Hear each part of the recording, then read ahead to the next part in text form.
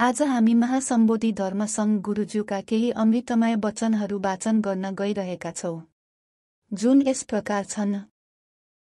एउटा फूलको आफ्नो सौन्दर्य र सुगन्ध समस्त सृष्टिमा निर्विवाद रूपले अर्पण समर्पण गरे मात्र उसको अस्तित्व रहे झै मनुष्यले आफ्नो जीवनबाट काम, क्रोध, लोभ, मोह, अहंकार, हत्या, हिंसा र अन्य क्लेशहरू नष्ट गरी सत्य धर्मको नीति नियम पालना नगरेसम्म धम्मको अर्थ सुगन्ध फूल फुल्न सक्दैन। 2. यस गुरुमार्गको लक्ष्य संसारका असंख्य प्राणीलाई दुःखबाट मुक्त गराई अनन्तकालसम्म सत्य धर्म र मुक्ति मोक्षको मार्गहरू प्रतिपादन गराएर लोकमा सर्वमैत्री भाव फैलाउनु हो।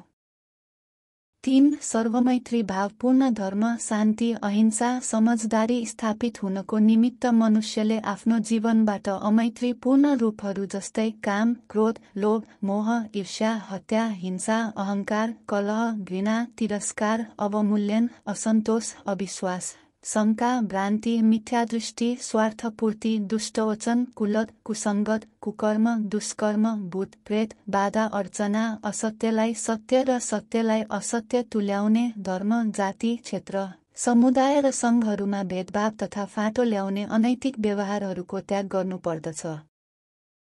4. मेरो, आफ्नो, हाम्रो, गाउँ, इकाइ, नगर, राष्ट्र, अन्तर्राष्ट्र हुँदै विश्वभरि नै भ्रान्ति फैलाएर भ्रमको खेती गर्ने। धर्म, अध्यात्म, अध्ययन, दर्शन, ज्ञानको नाममा हत्या, हिंसा, कुकर्म, दुष्कर्म र अशान्तिलाई अंगीकार गरी मानव सभ्यताबीच अस्तित्वमा नभएको भ्रमको जन्जाल, भेदभाव तथा मतभेदको पर्खाल खडा गर्ने आडम्बरी ज्ञानहरू हुन्। 5. अध्यात्म, अध्ययन, दर्शन र धर्म ज्ञानको नाममा तन्त्र सहित हत्या, हिंसा जस्ता दुष्कर्म गरेर स्वार्थ पूरा गर्ने र अशान्तिलाई अंगीकार गरी मानव सभ्यताबीच अस्तित्वमा नभएको नीति संस्कार अपनाएर भ्रमको खेती गर्नु भनेको आफ्नो अस्तित्व गुमाउनु हो र यो एकमात्र भेदभाव तथा मतभेदको पर्खाल खडा गर्ने आडम्बरी ज्ञानहरू हुन्। 6. युगौंदेखि संसारलाई भ्रमित पारी भ्रम फैलाउनेहरूबाट सचेत भई विगतमा अन्यलमा परेका समस्त संघहरू, धर्मप्रेमी अनुयायीहरू तथा सत्यको खोजीहरूलाई सत्य धर्म गुरुमार्गको अनुसरण गर्न र गराउन अनुमोदन गरिरहेको छु। 7. सत्य धर्म गुरु र मार्गको अनुसरण गरी सत्कर्म गरेमा आफ्नो पूर्वजन्मको कर्म अनुरूप आइपर्ने मारहरू अपाङ्ग, लाटो, बहिरो, अन्धो जस्ता जन्मजात वा जन्म पश्चात आफू वा आफ्नो सन्ततिहरूमा आउन सक्ने दुष्परिणामलाई सत्यमा रही सत्यको प्रतापले नष्ट गर्न सकिन्छ। 8. जो कोहीले सत्य रूपमा विश्वास गरेर श्रद्धा, भक्ति, आस्थाले गुरुमार्गको अनुसरण गर्नेछ उसले क्रमशः आफ्नो प्रकृति र लोकलोकत्तरको रहस्य बोध गर्दै सर्वज्ञानले युक्त भई अभूतपूर्व आनन्द र मैत्री भावमा जीवनचर्या गर्नेछ। 9. नाम, रूप, जाति, धर्म, वर्ण, वर्ग, लिङ्ग, आस्था, समुदाय, राष्ट्र, शक्ति, पद, योग्यता आदिको आधारमा भेदभाव कहिल्यै नगर्नु तथा भौतिक, आध्यात्मिक भन्ने मतभेदहरू त्याग्नु। मैत्रीशील 1. 10. शाश्वत धर्म, मार्ग र गुरुको पहिचान गरी सर्वधर्म र आस्थाको सम्मान गर्नु। मैत्रीशील 2. 11. असत्य, आरोप, प्रत्यारोप, अवमूल्यन तथा अस्तित्वहीन वचन गरेर भ्रम फैलाउनु त्याग्नु। मैत्रीशील 3. 12. भेदभाव तथा मतभेदको सीमाङ्कन गर्ने दर्शन वा बाटोलाई त्यागी सत्य मार्ग अपनाउनु। मैत्रीशील 4.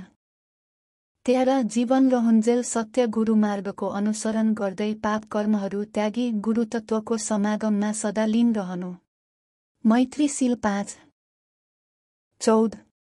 2062 साल ज्येष्ठ 2 गतेदेखि 2068 साल ज्येष्ठ 2 गतेसम्म धर्मको कठोर अभ्यास र आसानहरू गरिरहँदा सत्य मुक्ति मोक्षको मार्ग बनेर संसारको निमित्त आत्मसात गर्दै रतिबल चित्तलाई विचलित नगरी पूर्ण निष्ठाका साथ मैत्री ध्यानमा समाधिष्ठ हुँदा अवतरित भएको मार्ग हो बोधिश्रवण धर्मसङ्घ। बोधिश्रवण अर्थात् सत्य तथा गुरु तत्त्वको बोध हुनु हो, अस्तित्वगत तत्त्वको पहिचान हुनु हो वा सर्वज्ञानले युक्त हुनु हो, तथा धर्मसङ्घ शब्दले लोकलोकत्तरका सर्वगुरुलाई सम्बोधन गर्दछ। बोधिश्रवण धर्मसङ्घ अर्थात् समस्त गुरुहरूले बोधि मार्ग, मार्ग गुरु र गुरु मार्गबाट बोध गर्नुभएको वा ज्ञान प्राप्त भएको हुनाले बोधिश्रवण धर्मसङ्घ नामकरण गर्नुभएको हो। 15 मनुष्यले तत्त्व प्राप्तिको निमित्त सम्यक जीवन जिउनु पर्दछ। सम्यक जीवन जिउनुको निमित्त सम्यक आहार पनि उत्तिकै आवश्यक पर्दछ। आफू र अरूको अनिष्ट गर्ने आहार सर्वश्रेष्ठ प्राणीमा गनिने मनुष्यले किन गर्दैछ?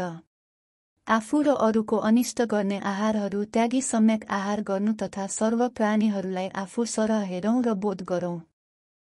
स्वर आफूले प्राप्ति नगरेको तत्त्वलाई शब्दजालको व्याख्याले सिद्ध गर्न नखोज्नु तथा भ्रममा रहेर अरूलाई भ्रमित नपार्नु। मैत्रीशील छ। 17 प्राणी हत्या हिंसा जस्ता दानवीय आचरण त्यागी सम्यक आहार गर्नु। मैत्रीशील 7 18 राष्ट्रिय पहिचानको आधारमा मानिस वा राष्ट्रप्रतिको संकीर्ण सोच नराख्नु। मैत्रीशील 8 19 सत्य गुरुमार्गको अनुसरण गर्दै आफू लगायत विश्वलाई लाभान्वित गर्ने कर्म गर्नु। मैत्रीशील 9 20 सत्यलाई उपलब्ध भई गुरुमार्ग रूप लिई समस्त जगत प्राणीको निमित्त तत्त्व प्राप्त गर्नु। मैत्रीशील 10 21 चित्तको उच्चतम र गहनतम अवस्थामा रहेर अनेकौं शीलहरूको आत्मबोध गरी सम्पूर्ण बन्धनबाट मुक्त हुनु। मैत्रीशील 11 भिडियो हेर्नुभएकोमा धन्यवाद। अझै नयाँ भिडियो हेर्न यस च्यानललाई सब्स्क्राइब गर्नुहोला।